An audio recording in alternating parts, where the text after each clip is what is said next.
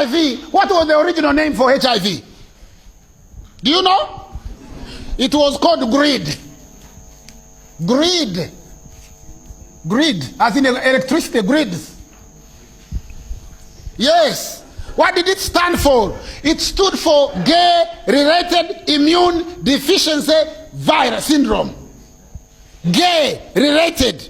It affected homosexual men in America. They then go to President Reagan, the President of America, and they ask for money. When they asked for money, the Congress said, we are not going to give you money because you are gay anyway, and if God has sent you a disease to kill you, we are not going to save you. Then they go and hire a public relations company. And this public relations company says to them, unless you call it a heterosexual disease, you will not get money. Because in America it was only affecting homosexuals, hemophiliacs, and Haitians. Haitians are people from Haiti. They were refugees in America and they were into homosexuality. So in 1986 they come to a place called Bangui. Those of you who know about AIDS, you shall know about Bangui Declaration. I think it's written like this. The C is not there. Bangui. When they go to Bangui, they had a problem. They had already changed the name from greed to AIDS. Now,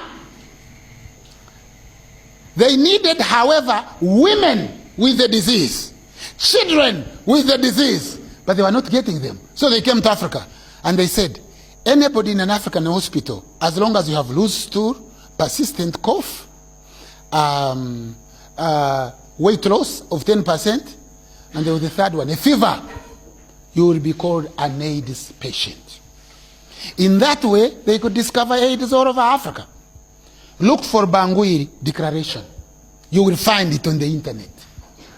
So they went now back to America and they said, yes, in America it's only homosexuals, but in Africa it's everybody. The obsession for testing in Africa with the wrong test is because of what? Because of statistics.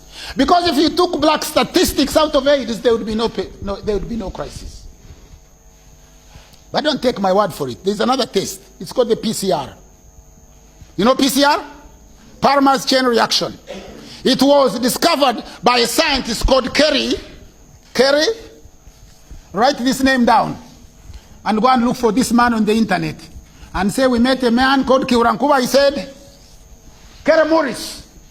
1993, Kerry Morris won the Nobel Peace Prize. Nobel Peace Prize for chemistry. For discovering what? The PCR, Palmer's chain reaction. To get a small string of DNA and multiply it, and then be able to look at that sequence and be able to read properly what you could not read in a small sequence. But it is a DNA-based test. Do they say that HIV has a DNA? Do they say that? Nobody will tell you that. They say it doesn't have a DNA. So if it doesn't have a DNA, how can you use a DNA-based test? And that question is asked by that person. He calls it a scientific hoax.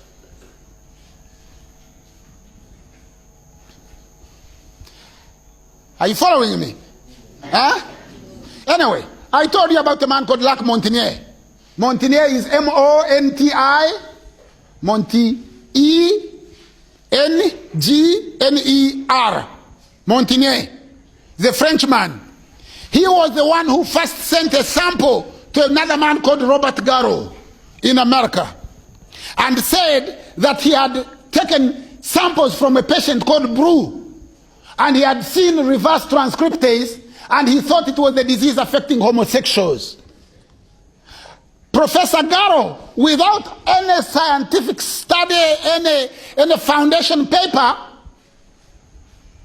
went and announced that he had discovered the cause of what was killing homosexuals, which they had called AIDS. Montagnier took Garrow to court for fraud. Garrow was convicted by the National Institute of Health. And President Reagan intervened and he says, let's share the royalties so that you have two co-discoverers, Garrow and Lac Montagnier. When you go for a test, France takes $1 and America takes another $1. But Garrow had not done any test. And later on, when criticism came and said, who